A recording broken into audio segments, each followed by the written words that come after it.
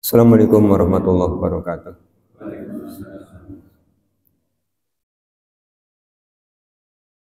Innal hamdalillah nahmaduhu wa nasta'inuhu wa nastaghfiruh. Wa na'udzu billahi min shururi anfusina wa min sayyiati a'malina may yahdihillahu fala mudilla lahu wa may yudlilhu fala hadiya lahu. Asyhadu an la ilaha illallah wahdahu la syarika lahu wa anna Muhammadan abduhu wa rasuluh. Allahumma shalli ala Muhammad wa ala ali Muhammad kama shallaita ala Ibrahim wa ala ali Ibrahim wa barik ala Muhammad wa ala ali Muhammad kama barakta ala Ibrahim wa ala ali Ibrahim innaka Hamidum Majid. Bapak dan Ibu yang mudah-mudahan dirahmati oleh Allah. Syukur alhamdulillah malas senantiasa kita panjatkan kehadirat Allah Subhanahu wa taala atas limpahan nikmat yang telah Allah berikan pada kita. Salawat, salam, dan keberkahan kita mohonkan kepada Allah agar senantiasa tercurah kepada Rasulullah Muhammad SAW dan keluarganya, sebagaimana Allah telah mencurahkan salawat, salam, dan keberkahan kepada Nabi Ibrahim alaihissalam dan keluarganya. Bapak dan Ibu yang mudah-mudahan dirahmati oleh Allah, kita akan lanjutkan kajian tafsir Al-Quran setelah pada pekan yang lalu di hari Sabtu. Kita sudah selesai sampai dengan 117 dari Al-Quran surah Ali Imran. Maka pada pagi hari ini kita akan kaji ayat 118 sampai dengan 120. Di ayat 118 Allah SWT telah berfirman, A'udzubillahi minasyaitonirrajim, Bismillahirrahmanirrahim. Ya ayyuhalladzina amanu, wahai orang-orang yang telah beriman, la tattakhidu, janganlah kalian menjadikan bitonatan, teman setia, min dunikum, dari selain kalian. La ya'lunakum khabala, mereka tidak henti-hentinya menimbulkan kemadorotan kepada kalian. Waddu, mereka sangat menginginkan, ma'anittum, menyusahkan kalian. Qad, sungguh, badatil bagdo, telah nampak kebencian, min afwahihim, dari ucapan mereka. Wa ma tufi suduruhum akbar, wa ma tufi, dan apa yang disembunyikan, suduruhum, di dalam dada mereka, akbaru, lebih besar. Qad, sungguh, bayyana, telah kami jelaskan, lakum, untuk kalian, al-ayati, ayat-ayat, in kuntum, jika keadaan kalian ta'qiluna, kalian menggunakan akal. Di ayat 118 Allah SWT mengingatkan orang-orang yang beriman. Ketika ayat ini turun, Allah SWT mengingatkan para sahabat untuk tidak menjadikan orang-orang munafik di Madinah sebagai pitonah. Pitonah itu kalau bahasa Tegalnya cakwir cetem, sohib apa maning Pak, hopeng gitu ya, hopeng, wis hopeng. Ini bahasa-bahasa zaman dulu, mungkin kalau generasi milenial tidak kenal. Generasi milenial kenalnya besti. Besti. Jadi jangan menjadikan orang-orang munafik itu sebagai besti. Ketika Rasulullah SAW mendakwakan al-Islam di Madinah, itu kan ada kelompok orang-orang yang secara lahiriah mengaku beriman kepada Allah, mengaku beriman kepada hari akhir, tetapi kata Allah dalam hati mereka tidak ada keimanan.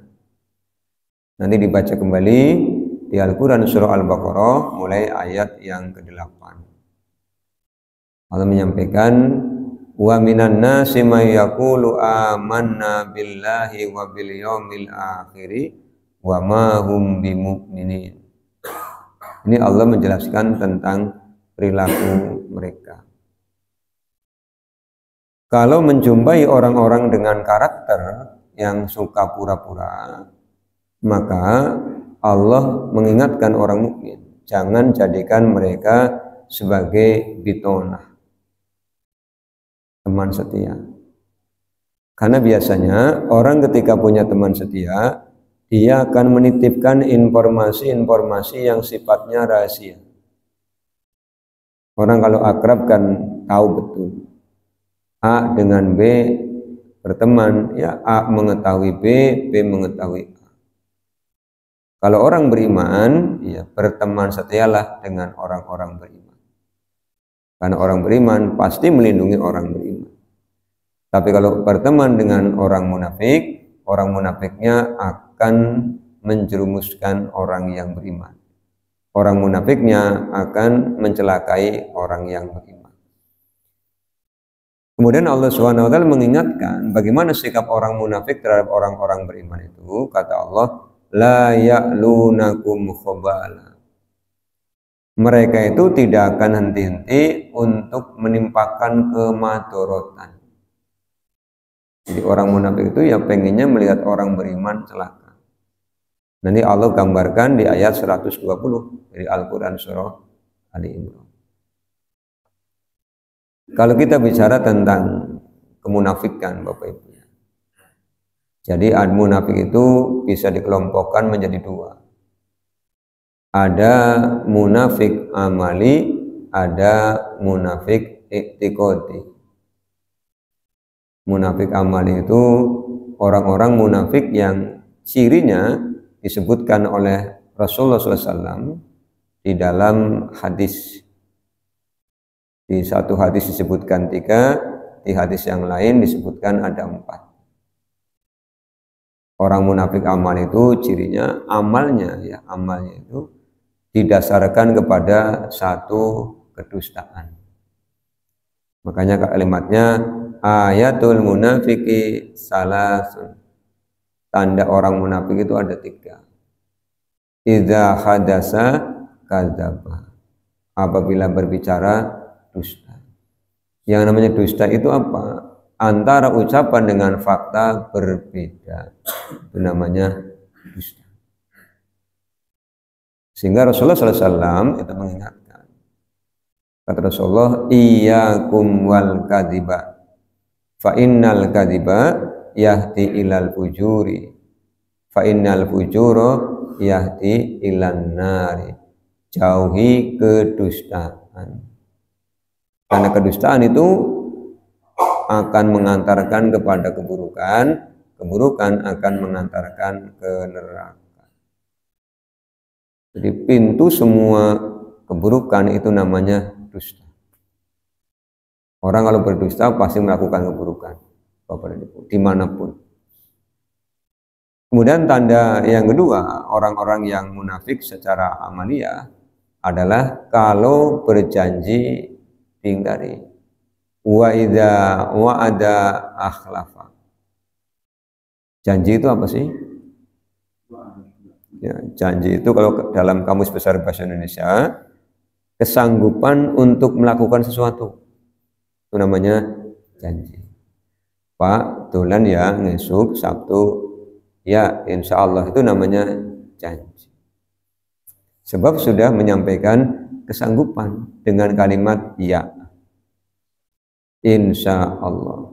Jadi jangan pernah berpikiran, Pak, saya tidak berjanji, saya itu hanya insya Allah. Insya Allah itu janji dengan menyandarkan janjinya kepada Allah. Kalau tidak ingin berjanji ya mohon maaf ya, belum bisa.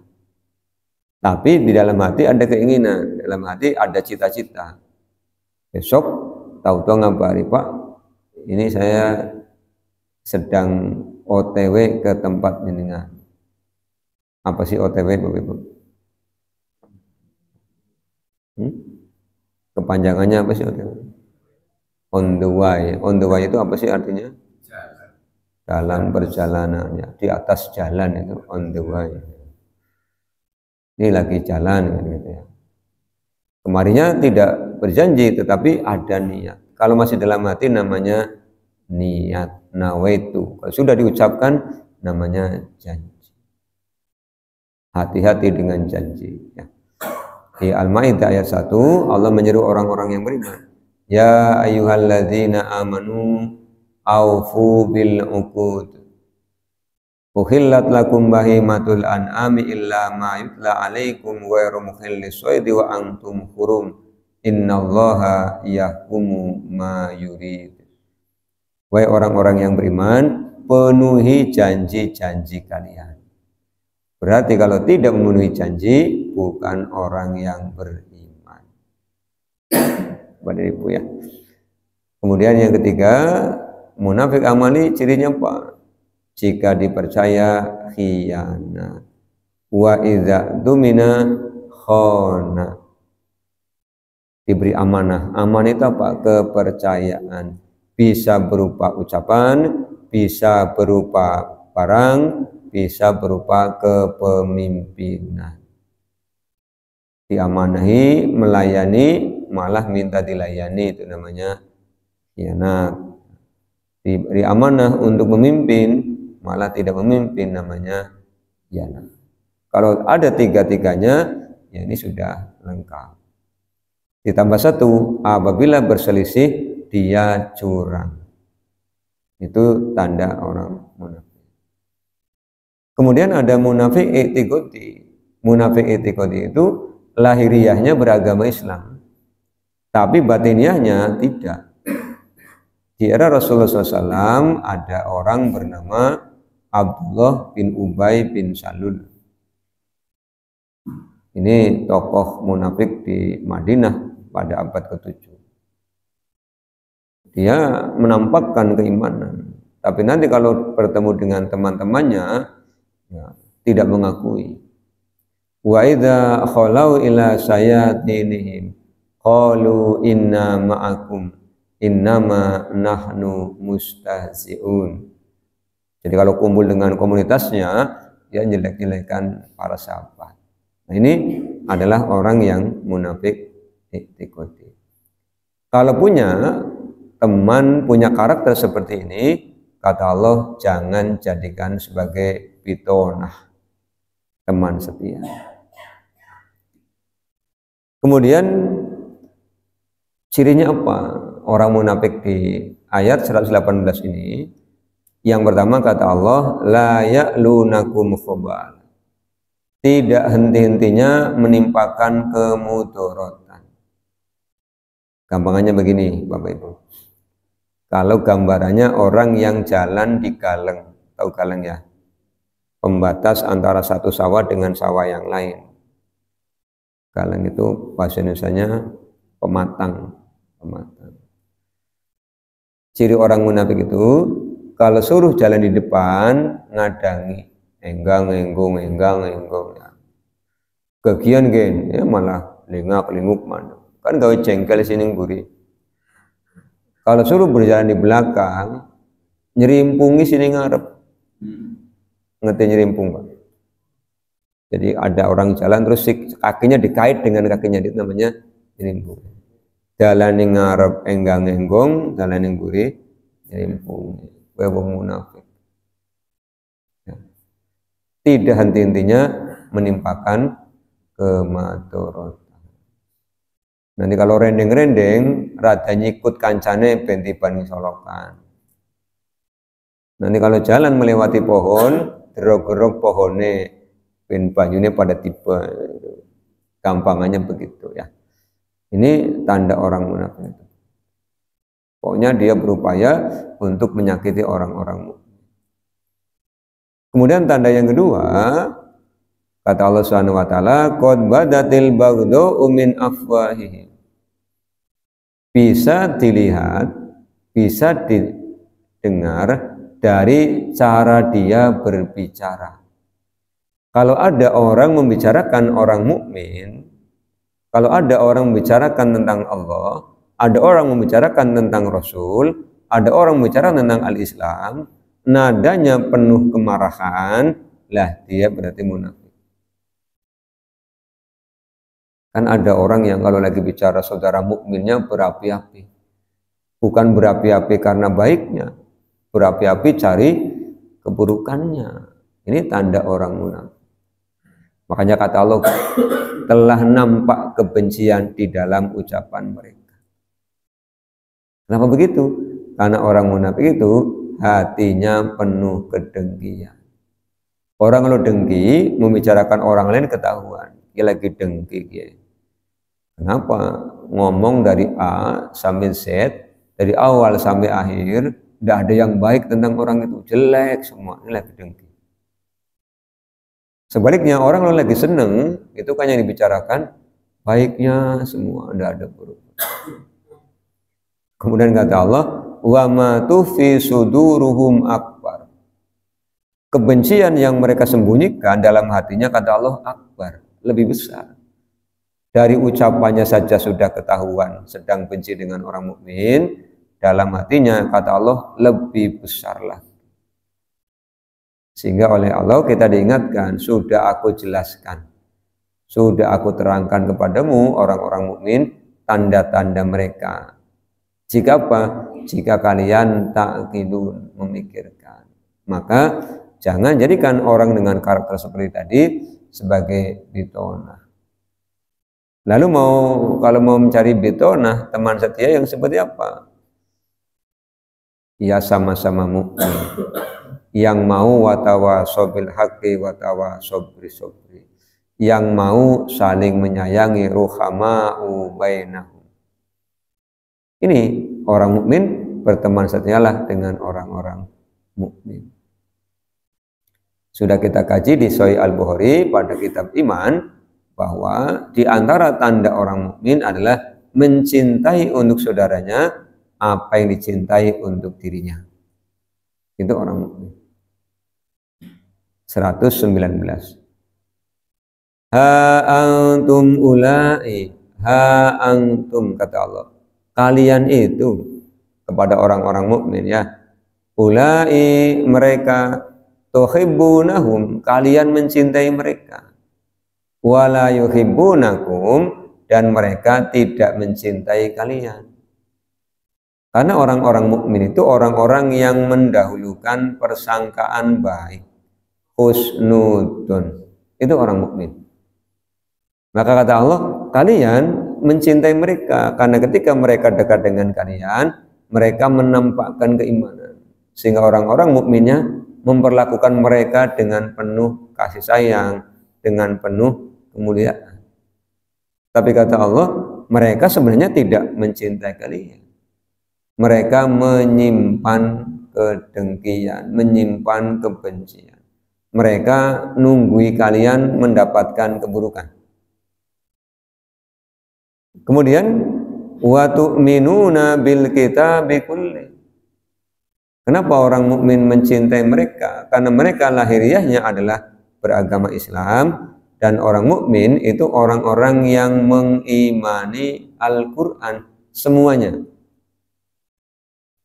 Sedangkan di dalam Al-Qur'an itu kan orang mukmin oleh Allah diperintahkan untuk bersaudara. Di Al-Qur'an surah Al-Hujurat, Bapak dan Ibu ya, Allah menyampaikan innamal mu'minuna ikhwatun. Karena orang-orang ini menampakkan tanda-tanda orang beriman, ya orang mukminnya memperlakukan mereka sebagaimana saudara, mencintai mereka. Tapi mereka ternyata tidak. Kemudian Allah menceritakan perilaku buruk orang-orang munafik ini. Wa idza, dan apabila lakukum, mereka bertemu kalian, qalu, mereka berkata, amanna, kami telah beriman. Ini yang tadi digambarkan oleh Rasulullah, orang munafik itu tidak malu-malu untuk berdusta. Jadi pede sekali ngaku beriman, padahal hatinya tidak ada iman. Yaquluna bi afwahihim ma lam tu'min qulubuhum. Lidahnya, mulutnya mengatakan apa yang di hatinya tidak ada.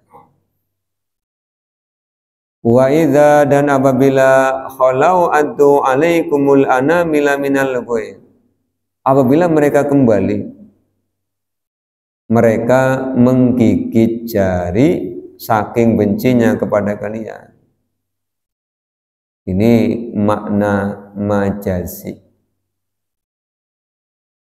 Apa Bu? Dilatis ya. Nyokot jentik ini. Jadi di depan orang mukmin ngaku beriman, begitu kembali ke komunitasnya, kowe karo nyokot jentik. Saking apa nih? Saking wadene karo wong. Ini kan sama dengan di Al-Baqarah ya. Ketika Allah menyampaikan orang munafik apabila mendengar Quran dibacakan seperti mendengar suara al-barqu, kilat petir, yakadul barqu yahtafu absarahum. Atau ketika mendengar Quran dibacakan seperti hujan lebat, gelap gulita, kemudian guruhnya, gunturnya bergemuruh. Maka kalimatnya au kasayyibim minas sama'i fihi dhulumatu wa ra'du wa barq yaj'aluna asabi'ahum fi azanihim minas sawa'iqi hadzarul maut. Jadi orang munafik kalau Quran dibacakan itu kayak orang yang berada di malam gelap gulita, hujan deras, kemudian petirnya dar-der-dor. Itu telunjuknya dimasukkan ke telinga, fi azanihim, ya, saking takut mati. Jadi mereka tidak mau mendengarkan Quran dibacakan. Kan ada Bapak Ibu ya, kalau lagi ngobrol kemudian temannya membaca Quran langsung ini gelasahan. Kenapa gelasahan? Kepanasan. Kepanasannya bukan karena kepanasan lahiriah ya, hatinya tidak cocok. Sebab apa? Ketika Quran dibacakan itu menyayat-nyayat hatinya, sebab hatinya itu sakit. Fi qulubihim maradun.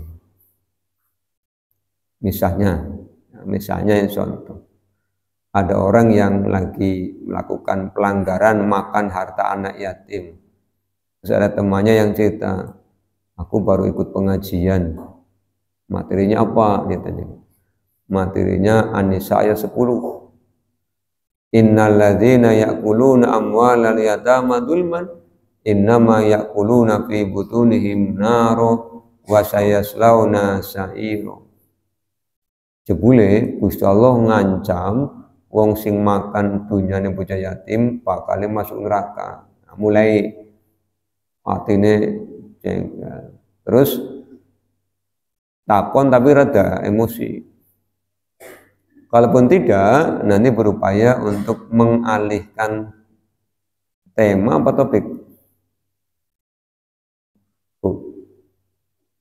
Tema, ya boleh tema, boleh topik ya.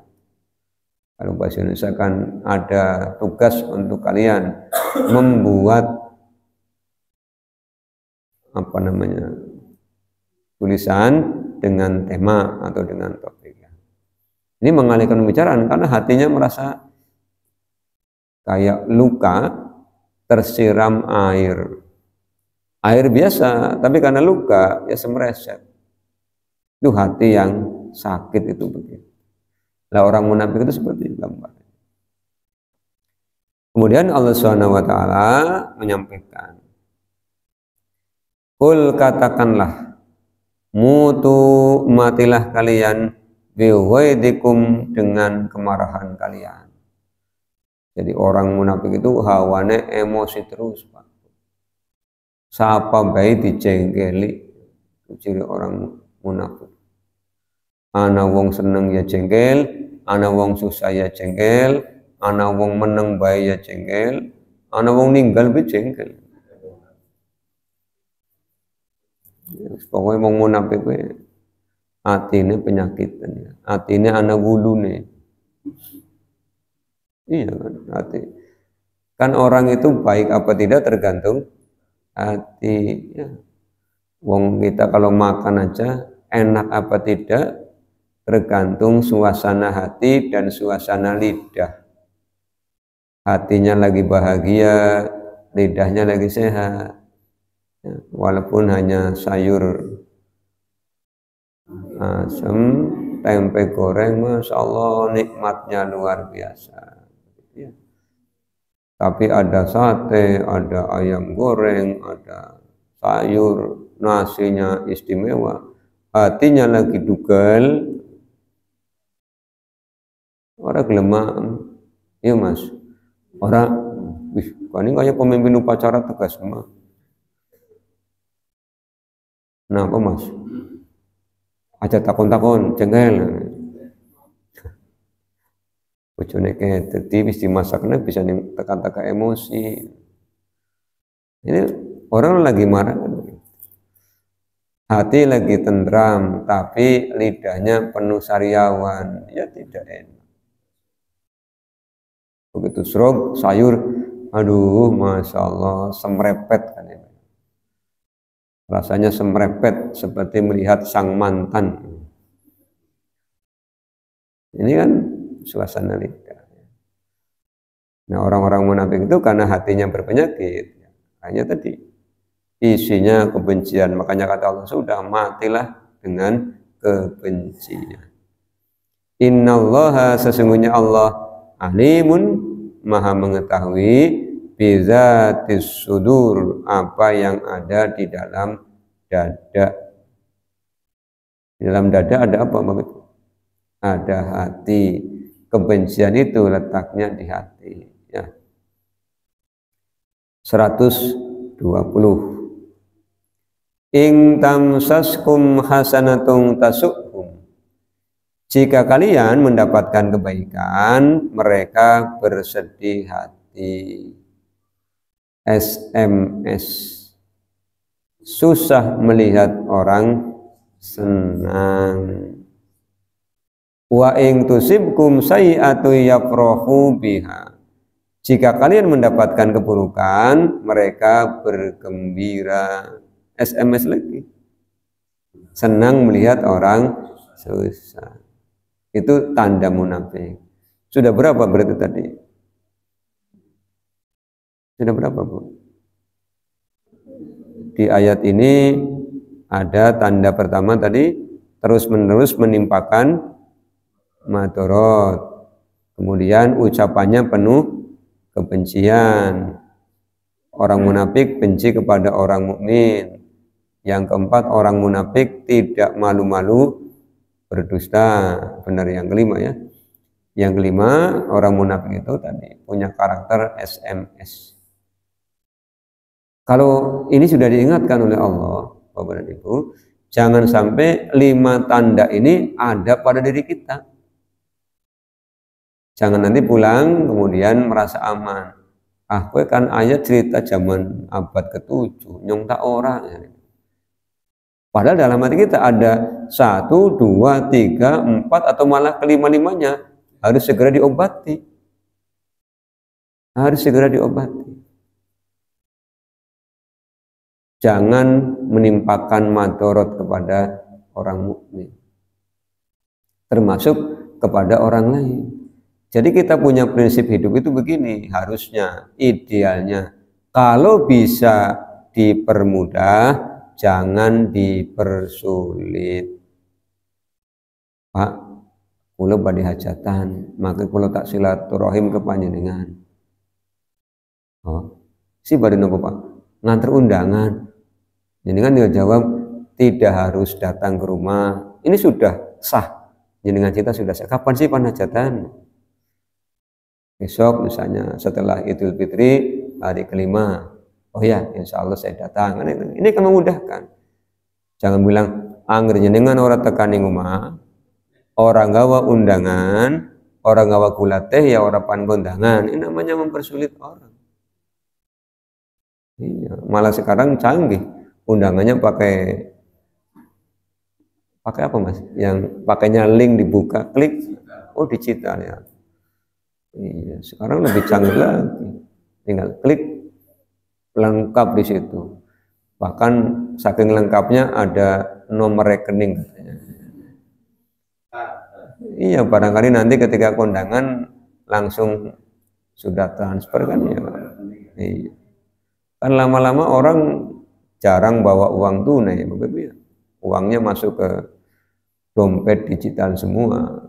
Bayarnya hanya pakai tempelkan sudah kan lama-lama kan begitu. Ini kan namanya bisa mempermudah ya, dipermudah. Jangan dipersulit. Itu orang mukmin begitu. Kemudian supaya kita tidak jatuh dalam kemunafikan, buang jauh-jauh kebencian. Kalau ada orang melakukan pelanggaran, yang kita benci pelanggarannya, bukan orangnya. Kita kan kadang-kadang tidak. Melanggar sekali, dikasih stempel. Ayo, tukang melanggar. Padahal lebih sekali dapat gelar tukang. Tukang melanggar bisa. Pas orangnya tidak melanggar, masih benci. Yang kita benci adalah perilakunya, bukan orangnya. Karena saya berpikir begini Bapak Ibu, yang namanya orang mesti banyak baiknya daripada tidaknya. Buktinya apa? Ada orang misalnya melakukan pelanggaran pencurian, ya ketika mencuri kita benci, tapi ketika dia lagi diam, duduk, ya jangan dibenci. Kalau lagi diam duduk kan tidak melakukan pelanggaran, apalagi lagi tidur kan tidak melakukan pelanggaran. Ini harus berlaku adil. Kemudian yang ketiga, supaya kita tidak jatuh ke dalam sifat kemunafikan, kepada orang-orang mukmin itu harus mencintai. Cintai orang-orang mukmin karena mereka adalah saudara kita. Yang keempat, antisipasi agar tidak jatuh ke dalam karakter munafik, jangan berdusta. Stop. Mulai sekarang jangan berdusta. Kemudian yang kelima, supaya tidak jatuh dalam karakter orang munafik, punya perasaan empati. Ada empati, ada simpati, ada antipati. Tahu bedanya Bapak Ibu ya? Empati itu perasaan, merasakan yang dirasakan oleh orang lain. Jadi ketika ada orang lari-lari ke blosok, itu tidak pengen tertawa. Karena Pak merasakan seandainya dirinya berada pada posisi orang itu. Namanya empati. Ada berita bencana, ikut sedih, ya Allah, ya Rabbi. Kita kemasukan air setinggi mata kaki saja sudah bingung, apalagi sampai 4 meter, ya Allah, ya Rabbi. Kuatkan mereka. Nah, ini namanya orang yang punya empati. Ditindaklanjuti muncul simpati. Apa yang bisa kita bantu? Harta enggak punya Pak, minimal doa. Jangan tidak bantu, tidak doa, malah maitu. Kalau maitu ketemu Pak itu cocok. Ini pasangan yang paling tidak disukai ya, maitu dengan Pak itu. Senangnya maitu sih, aja maitu, mau dipaitu kan gitu ya. Maitu dengan Pak itu. Bahasa Indonesia apa sih Mas? Mencela ya, mencela. Kemudian bagaimana sikap kita menghadapi orang-orang munafik? Allah SWT memberikan 2 solusi Bapak Ibu. Yang pertama, wa ing tasbiru, dan jika kalian bersabar. Artinya apa bersabar? Aja diladeni, aja ditiru. Aja diladeni apa? kesel delengna apa. Ana wong munafik delengna bae kan ya suwe-suwe kesel. Iya, dibiarkan begitu ya, aja didelengna dibiarkan. Jadi anggur lagi ngomong dengan penuh emosi, ya kita diam saja, enggak usah nanggepi. Kan suwe-suwe kesel meneng dewek. Orang itu lagi jengkel, diladeni, dibantah, tambah berapi-api. Makanya kalau lagi ada orang jengkel, jangan dia ngomong lama-lama ya capek, menang dia. Wis menang takoni, wis kesel, tambah jengkel maning ngomong. Wis kesel banget. Ini Allah mengajarkan menghadapi orang-orang munafik itu wa ing tasbiru. Bersabarlah. Wa tattaqu dan bertakwalah kalian kepada Allah. Jadi kita pilih untuk menjadi orang yang bertakwa. Orang munafik oleh Allah jelaskan karakternya tadi, itu apa ada manfaatnya ada, membuat kita hati-hati. Hati-hati. Jadi kalau ada orang yang sering berdusta, sering membohongi kita ya aja ngandel-ngandel nemen, Bapak Ibu. Kalau ngandel-ngandel nemen, gue sering kuciwa. Misalnya lagi ngobrol, aja balik, panam sih, pan tak tumbasna bason. Ini nganti 5 jam orang mene-mene itu ke bason ngendi. Jadi kan ngendi wis balik ya ngurui. Jadi kalau dia ngomong ya tidak harus kita mempercayai 100%. Kayak anggap biasa ngurui kan ngurui. Biasa ngerjani kan begitu. Padahal kalau sudah sekali berdusta, dia akan berdusta terus untuk menutupi kedustaan yang pertama. Pilihannya adalah watattaku, kita suruh bertakwa. La yadurrukum kaiduhum syai'an. Tipu daya mereka tidak akan membuat kalian terkena madharat. Kenapa? Karena orang munafik itu sebenarnya orang yang sedang menyakiti hatinya sendiri, menyakiti pikirannya sendiri. Sama dengan orang dengki. Orang yang dengki itu, yang didengki sudah tidur, dia masih belum tidur. Kelap kelip, mikiri boy, kayak wong kaya lagi apa ya? Motornya lewat pejengkel, kayak wongnya kayak lewat. Mampu minyak wanginya wong kayak jengkel Pak ya. Jadi ambune mari jengkel ya. Itu orang dengki itu begitu. Kan orang munafik dengki hatinya. Makanya kata Allah, kalau kalian bersabar, kalian bertakwa, tenang, tipu daya mereka tidak akan membuat kalian terkena madharat. Bahkan mereka semakin sakit hati. Orang berimannya tetap bersabar, tetap berbahagia, sananya semakin jengkel. Innallaha, sesungguhnya Allah, bima ya'maluna, terhadap apa yang mereka kerjakan, muhitun, maha meliputi.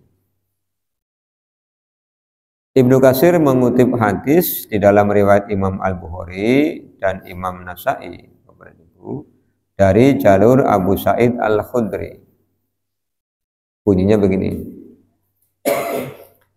Ma ba'asallahu min nabiyyin walastukhlifa min khalifatin illa kanat lahu bitonatani.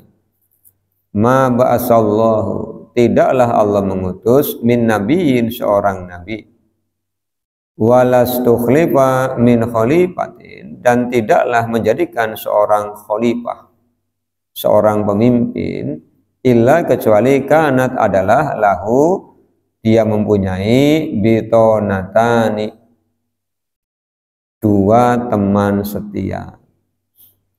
Jadi siapapun itu akan terkena hadis ini.